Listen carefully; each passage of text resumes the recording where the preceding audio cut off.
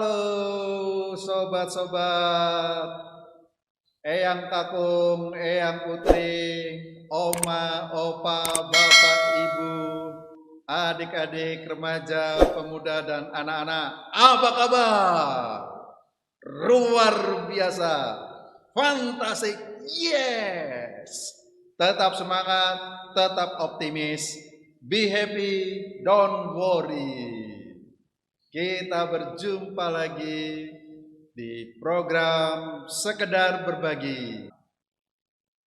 Tema hari ini terinspirasi dari karya Stephen R. Covey dengan buku yang sangat terkenal, The Seven Habits. Kita akan belajar bagaimana kita harus membangun 7 kebiasaan untuk menjadi manusia yang sangat efektif, sangat produktif, dan mengembangkan potensi-potensi dalam diri kita untuk lebih baik, untuk lebih sukses, untuk lebih berkualitas. Jangan lupa loh, ada juga The 7 Habits for Happy Kids. Jadi anak-anak kita latih juga bagaimana membangun kebiasaan-kebiasaan yang baik, kebiasaan-kebiasaan yang produktif. Jangan sampai membangun kebiasaan-kebiasaan yang tidak produktif. Bukunya sangat banyak, dari 5 juta terjual, 10 juta, 15 juta, sampai 40 juta lebih.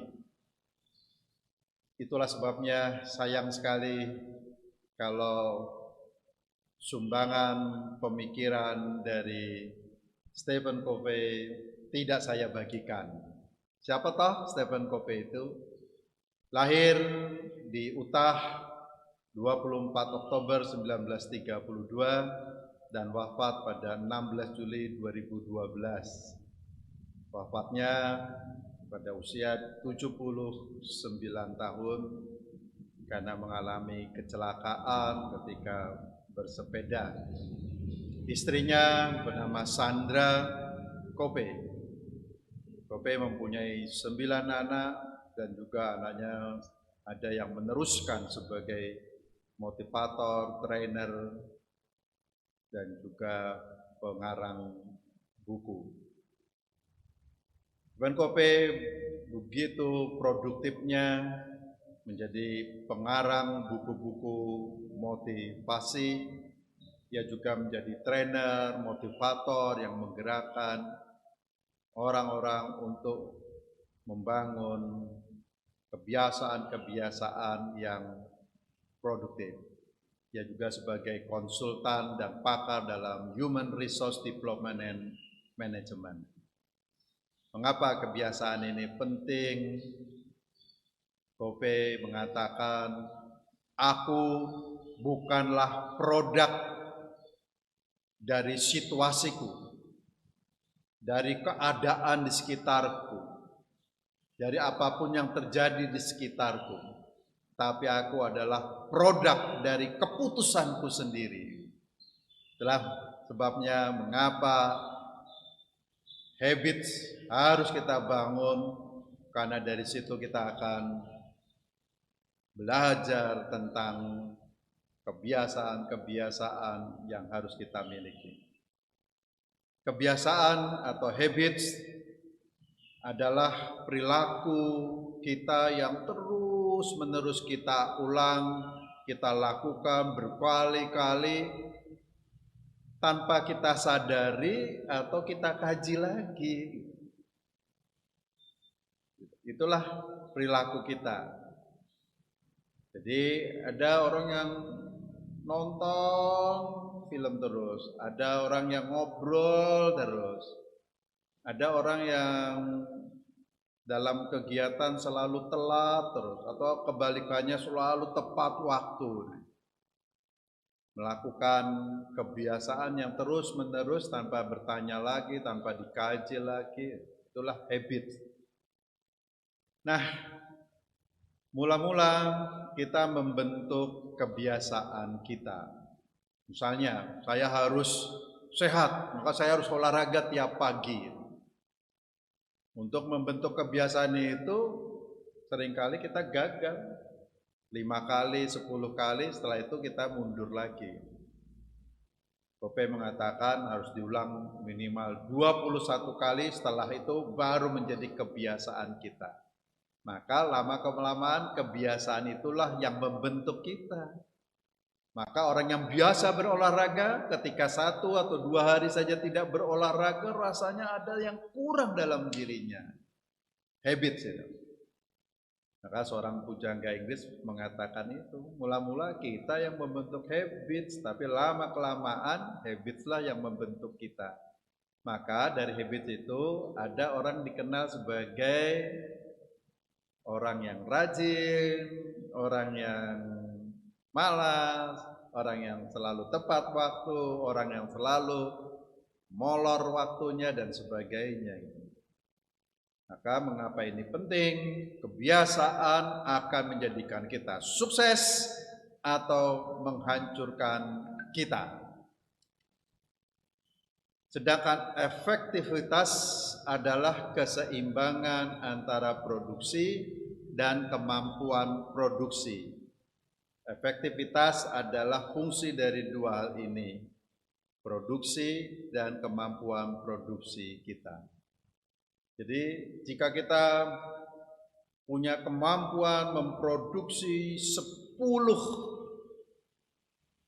poin, tetapi kita hanya setiap hari 1 atau 2 poin, sesungguhnya kita tidak efektif. Tapi kalau kemampuan produksinya hanya 1 dan dipaksa untuk 100, maka kita juga tidak akan efektif. Ada sebuah mitos, kebiasaan orang berleha-leha, santai saja, senangnya hanya pesta pora dan sebagainya. Suatu saat dia minta kepada Tuhan supaya ia menjadi kaya, dia diberkati. Lalu Tuhan menjawab, lihatlah di belakang rumahmu, angsamu sudah bertelur emas. Pas dilihat benar sekali, angsanya bertelur emas. Betapa senangnya, dia jual, dapat uang banyak. Lalu dia pesta sana, pesta sini. Esoknya bertelur lagi, dia jual lagi. Dia beli ini, dia beli itu, pesta lagi. Esoknya bertelur emas lagi, dia jual lagi. Lalu dia keliling dunia, pesta pora, dia hutang sana, hutang sini dengan berbagai jaminan. Esoknya pulang, betapa kagetnya, karena angsanya tidak bertelur lagi. Lalu dia pikir, hutang saya banyak sekali, pasti di angsa itu banyak sekali telurnya. Lalu angsa itu dipotong, tapi betapa terkejutnya, angsa itu tidak memiliki telur emas di dalam tubuhnya. Maka dia menjadi miskin, hutangnya banyak, dan angsanya tidak lagi mampu memproduksi. Habit ya seperti itu. Kemampuan produksi tidak dipelihara, hasilnya hanya diharapkan, akhirnya kebiasaan-kebiasaan yang hanya pesta pora, kebiasaan-kebiasaan yang hanya menghumbar potensi-potensi dirinya, tidak mampu membangun hidupnya. Maka kebiasaan itu sangat penting, karena kita akan menuai apa yang kita tabur. Bila kita menabur pikiran, kita akan menuai perbuatan. Berpikir tentang efektivitas, berpikir tentang produksi yang bagus, maka hasilnya akan bagus, hasilnya akan berkelimpahan. Bila kita menabur perbuatan, maka kita akan menuai kebiasaan. Menabur kerajinan, menabur kegigihan, menabur ketelitian, menabur kedisiplinan, maka kita akan menjadi orang yang memiliki kebiasaan rajin, kebiasaan sabar, kebiasaan tangguh, kebiasaan disiplin, dan sebagainya. Bila kita menabur kebiasaan, maka kita akan menabur karakter. Jadi karakter kita tidak disiplin, no way. Tidak produktif, no way. Tidak rajin, no way. Itu bukan karakter saya, kan gitu. Nah, ketika kita menabur karakter, maka kita akan menuai nasib. Jangan tangisi nasib kita ketika kita tidak mau melakukan kebiasaan-kebiasaan yang produktif. Maka Stephen Covey mengatakan, inilah pohon 7 kebiasaan yang harus kita bangun. Tentu nanti secara serial saya akan berbagi dari habit yang pertama sampai habit yang ke-7 dan diperdalam habit yang ke-8, kebiasaan untuk membangun keagungan insani dalam diri kita. Apa sih 7 kebiasaan yang Covey ajarkan kepada kita? Yang pertama, biasakan menjadi orang yang proaktif. Yang kedua, biasakan menjadi orang yang selalu bertindak mulai dari akhir dalam pikiran kita atau vision. Kita mau jadi apa 10 tahun mendatang? Maka kerjakanlah di awal ini untuk akhir 10 tahun mendatang. Yang ketiga, biasakan, utamakanlah yang memang utama. First thing first. Seringkali kita banyak melakukan hal-hal yang sebetulnya bukan yang utama, maka kita tidak akan produktif. Cukup melakukan sesuatu, satu hal saja, tetapi itu yang utama. Dia akan menjawab semua kebutuhan kita. Yang keempat, biasakan berpikir win-win solution. Yang kelima, biasakan memahami, mendengarkan secara empati orang lain, baru kita berbicara atau dipahami. Yang keenam, biasakanlah sinergi, shun dan energos, kekuatan yang kita gabungkan untuk menghasilkan sesuatu, membangun potensi-potensi dalam diri kita. Nobody perfect, tidak ada seorang pun yang sempurna, maka sinergi harus kita lakukan. Yang ketujuh, biasakan mengasah gergaji. Gergaji itu tajam, tetapi ketika 1 kali dipakai, 3 kali dipakai, 6 kali dipakai, dan tidak pernah diasah, maka esok atau lusa dia tidak bisa lagi menggergaji. Maka habits pun harus kita latih terus-menerus, kita asah. Dan kebiasaan yang tidak produktif tentu saja lawan dari yang efektif dan yang produktif itu. Maka harus kita jauhi kebiasaan-kebiasaan yang tidak efektif ini. Nah, inilah the 7 habits 3. Pohon 7 kebiasaan. Di bagian akar itu 3 kebiasaan yang akan membangun karakter diri kita. Kebiasaan kita untuk proaktif, bukan reaktif. Kebiasaan dalam diri kita untuk memiliki visi. Berarti hidup mulai dengan perencanaan-perencanaan yang kita susun berdasarkan skala prioritas. 1 langkah ini untuk menjawab 10 langkah berikutnya, 10 langkah berikutnya untuk menjawab 100 langkah berikutnya. Kebiasaan untuk mengutamakan yang utama. Ini akan menjadi fondasi pohon kebiasaan kita. Kemudian 3 kebiasaan berikutnya adalah kemenangan publik, public victory. Kebiasaan untuk win-win solution, kebiasaan untuk mendengar orang lain baru berbicara, memahami orang terlebih dahulu baru dipahami, kebiasaan sinergi, dan mengasah gergaji. Dalam kuadran ini, kemenangan pribadi itu ketika kita memiliki kebiasaan ini. Sebab kita harus mengalahkan diri kita sendiri untuk menjadi pemenang atas diri kita sendiri.